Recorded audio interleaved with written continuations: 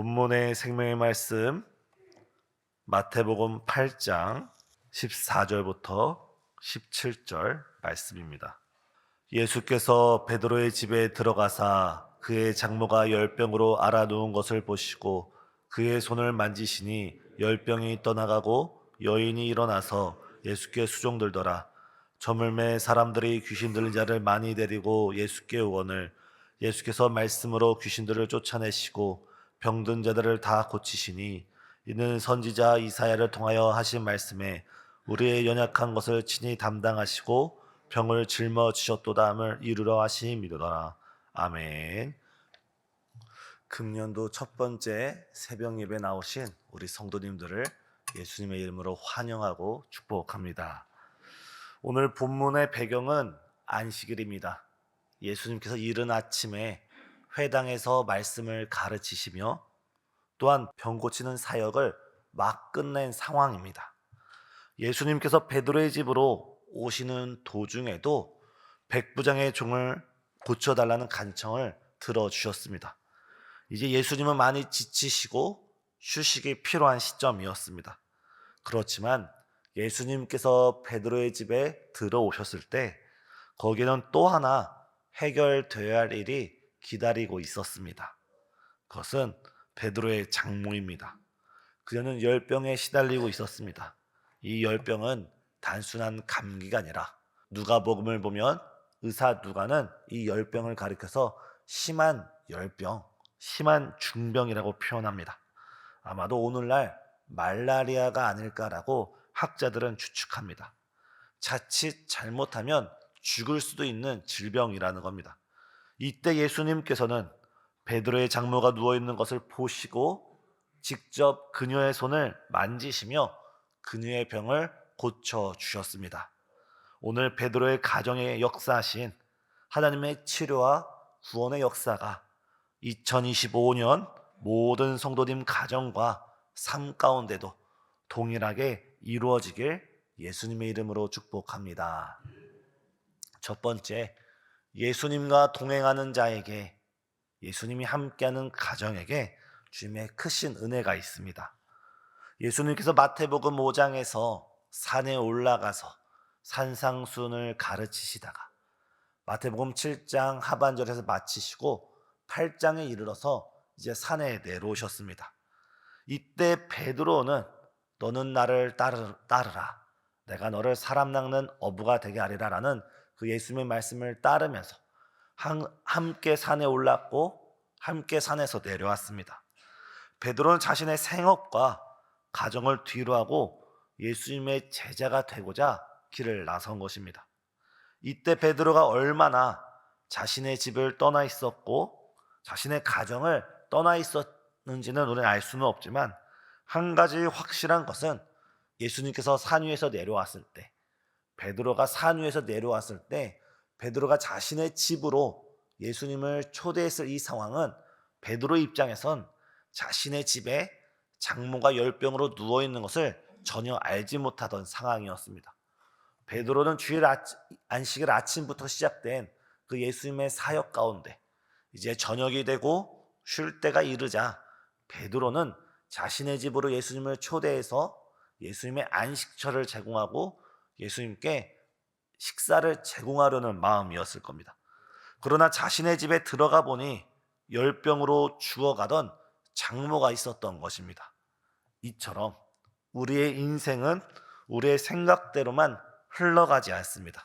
우리가 예상하지 못했던 문제들, 우리가 예측하지 못했던 사건들이 언제 어디서든지 우리에게, 우리 가정에, 우리 삶 가운데 일어날 수 있습니다.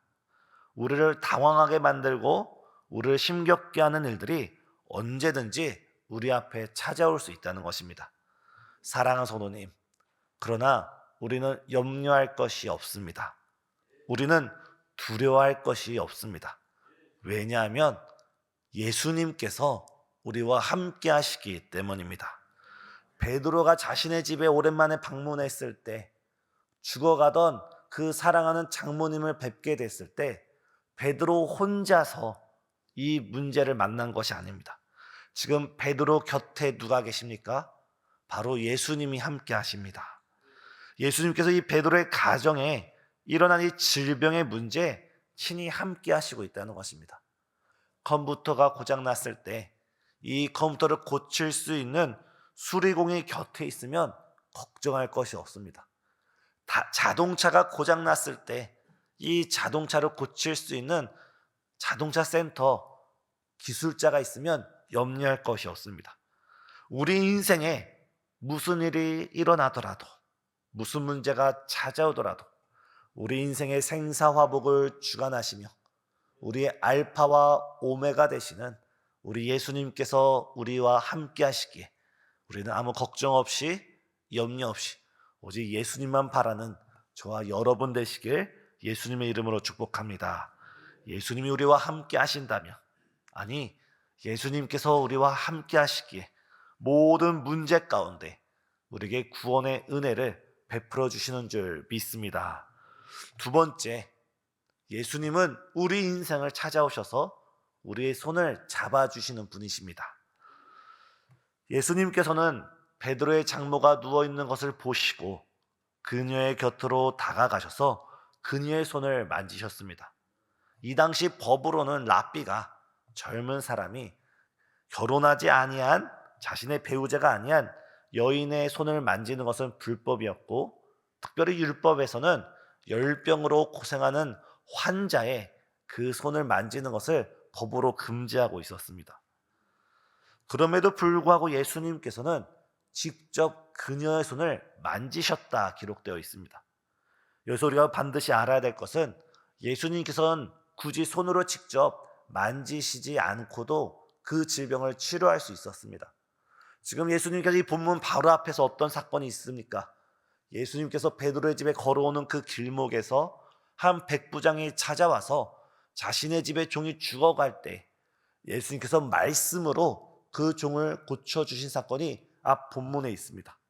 이와 마찬가지로 예수님께서는 충분히 베드로의 집 안에 들어가셔서 장모의 손을 만지지 않고서도 말씀으로 그 질병을 고칠 수 있는 분이셨습니다. 그런데 오늘 본문에서 특별히 예수님께서 베드로의 장모만큼은 친히 그 손을 만지시면서 치유 사역을 이루셨던 것입니다. 이는 예수님께서 친히 그녀의 손을 따스하게 어루만지시면서 주님의 깊고 따스한 사랑을 생생하게 보여주기 위함입니다. 예수님께서는 단순히 질병을 고치시는 분이 아니라 그녀의 상한 마음까지도, 그녀의 상한 심령까지도 어루만지시면서 궁극적으로 그녀의 죄의 문제까지도 해결하셔서 구원을 이루신 것입니다. 사랑하는 성도님, 예수님께서 우리의 질병만 고쳐주시는 분이 아니라 우리의 상한 마음과 상한 심령, 우리 인생의 죄 모든 문제, 모든 어려운 문제를 우리 주님께서 친히 어루만지시고 고쳐주실 줄 믿습니다. 마가복음에서는 이 본문에서 손을 만지셨다라는 표현을 그녀의 손을 잡고 일으키셨다라고 되어 있습니다. 지금 우리가 어떤 문제 가운데 앉아 있습니까? 지금 우리가 어떤 상황 가운데 주저앉아 있고 엎드려져 있습니까? 예수님께서 우리 손을 잡으시고 우리를 그 자리에서 일으키시며 구원과 치유를 베풀어 주시는 줄 믿습니다. 사랑하는 성도님, 예수님의 손은 우리를 어떤 질병에서도 고칠 수 있는 치료의 손길입니다. 예수님의 손은 우리의 마음과 심령까지도 회복시킬 수 있는 위로의 손길입니다. 예수님의 손은 우리를 어떤 환경과 상황에서도 구원하실 수 있는 구원의 손길입니다. 오늘 이 시간 우리가 그 예수님의 손길을 기대하면서 주님 이 새벽 예배 가운데 주님의 그 치료의 손길이 나의 질병을 고쳐주시고 주님의 그 위로의 손길이 나의 상한 마음을 위로해 주시고 주님의 그 구원의 손길이 나의 모든 죄의 문제뿐만 아니라 우리 가정에 있는 여러 문제들을 친히 해결해 주시기를 주 앞에 간구하는 이 시간 되시길 바랍니다. 예수님의 피 묻은, 예수님의 보혈의 피 묻은 손이 질병으로 고통당하는 모든 성도들의 질병을 치유해 주실 줄 믿습니다. 예수님의 따스한 위로의 손길이 지금 상처받아 방황하고 있는 여러 성도님들의 마음을 위로하시고, 또 그 구원의 손이 삶의 좌절과 낙심 가운데 쓰러진 영혼마다 이 시간 일으켜 세워주실 줄 믿습니다. 이 시간 예수님의 손을 기대하시고 예수님의 손길을 사모하시며 예수님의 그 치유의 손, 위로의 손, 그 구원의 손이 우리의 손을 이 시간 꼭 붙잡아 달라고 함께 기도하는 저와 여러분 되길 바랍니다. 세 번째, 예수님은 우리의 연약함을, 우리의 병을 짊어지시고 담당하신 분이십니다. 예수님께서 베드로의 장모를 고쳐주셨을 때 베드로의 장모는 즉시 일어나 예수님께 수종 들기 시작했습니다. 정말 금년도 우리가 주님 안에서 살아갈 때 우리 삶 가운데 때로는 육신의 질병이 있을 수 있고 삶에 여러 문제가 있을 수 있지만 그 모든 문제마다 주님께서 치유하시고 응답하시고 해결하심으로 우리가 그 은혜의 감격에, 구원의 감격으로 인하여 더욱더 주를 위해 헌신하고 순종하는 우리 모두가 되길 원합니다. 저녁이 되자 이제 그 동네 가운데 있었던, 그 지역 가운데 있었던 수많은 귀신 들린 자들, 수많은 병든 자들이 예수님께 나오기 시작합니다.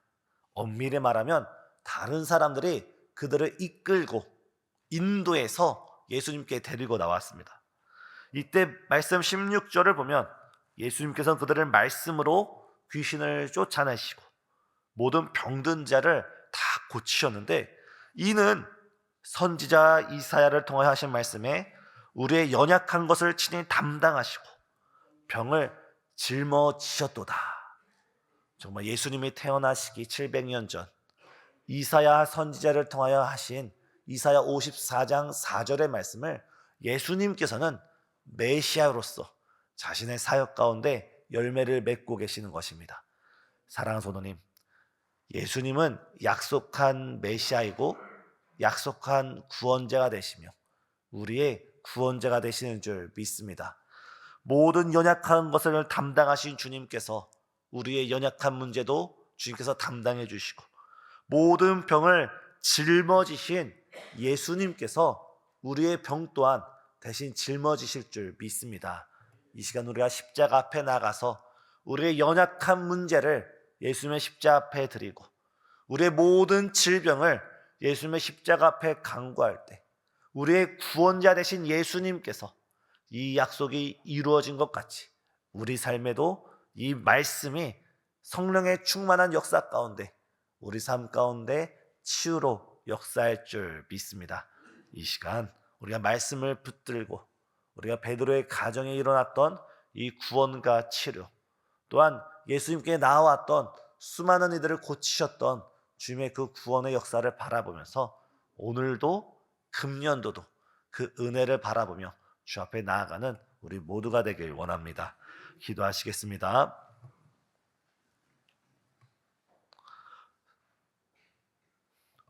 우리의 연약한 것을 친히 담당하시고 병을 짊어지신 주님,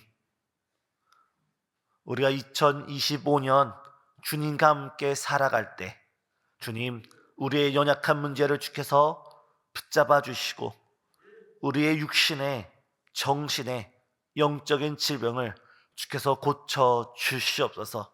무엇보다 우리가 주님과 동행하는 금년도가 되게 하여 주시고 우리가 주님께 은혜를 받아 기적을 체험하며 주 앞에 순종하고 충성할 수 있는 사명자가 되게 역사하여 주시고 주님께 기도하고 간구함으로써 응답받는 축복자로 우리를 우뚝 세워 주시옵기를 예수님의 이름으로 간절히 기도드리옵나이다.